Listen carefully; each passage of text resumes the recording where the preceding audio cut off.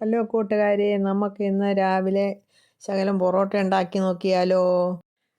ഞാൻ ഇന്ന് 1/2 കിലോ മാവിൻ്റെ പൊറോട്ടയാണ് ഉണ്ടാക്കാൻ പോകുന്നത്. ഉദ്ദേശം ഒരു 12 എണ്ണം കാണും. നമുക്ക് ഉണ്ടാക്കാൻ വേണ്ടി ഞാൻ മാവ് ആദ്യമേ കുഴച്ച് വെച്ചായിരുന്നു കേട്ടോ. അതെങ്ങനെ കുഴച്ച് വെച്ചെന്ന് ഞാൻ പറയാം. 1/2 കിലോ മൈദയിലേക്ക് ചെറു ചൂടുവെള്ളം, അല്പം ഉപ്പ്, 1 സ്പൂൺ പഞ്ചസാര ഇത് ചേർത്ത് നല്ലതുപോലെ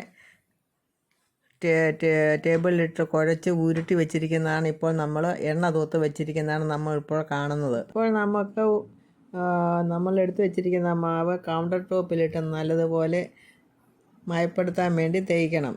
തേച്ച് ഏറ്റൊടിയിൽ നമുക്കതൊരു കുറച്ച് പീസുകളാക്കി മുറിച്ച് മാറ്റി വയ്ക്കാം.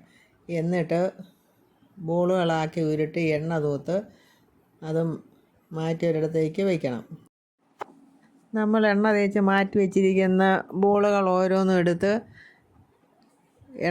എണ്ണ കൗണ്ടറിൽ തേച്ച് പിടിപ്പിച്ചതിന് ശേഷം അത് പരത്തണം. നല്ലപോലെ വീശണം. കുറച്ച് പരത്തിയ ശേഷം നല്ലപോലെ വീശിയെടുക്കണം. വീശിയെടുത്ത പൊറോട്ട മാവ് ഓരോന്നും ഒരറ്റം തൊട്ട് മറ്റേ അറ്റം വരെ നമ്മൾ ചുരുട്ടി കൊണ്ടുവന്ന് കഴിഞ്ഞേച്ച് ഒരറ്റം അതിൻ്റെ അടിയിലേക്ക് തിരികെ വെച്ച് എല്ലാ ബോളുകളും അങ്ങനെ വീശിയെടുത്ത ശേഷം മാറ്റി വയ്ക്കുക. ഒരു 5 മിനിറ്റ് കഴിയുമ്പോഴത്തേനും നമുക്ക് ഓരോ മാവും എടുത്ത് പരത്തി ദോശക്കല്ലിട്ട് ചുട്ടെടുക്കാം.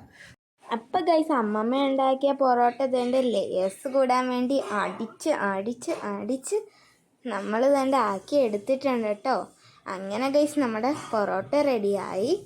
ഇനി നമുക്കൊന്ന് ടേസ്റ്റ് ചെയ്ത് നോക്കാൻ എങ്ങനെയുണ്ടെന്ന്. എൻ്റെ മോന് ഒരു രക്ഷയില്ല, ഒടുക്കത്തെ ടേസ്റ്റ്.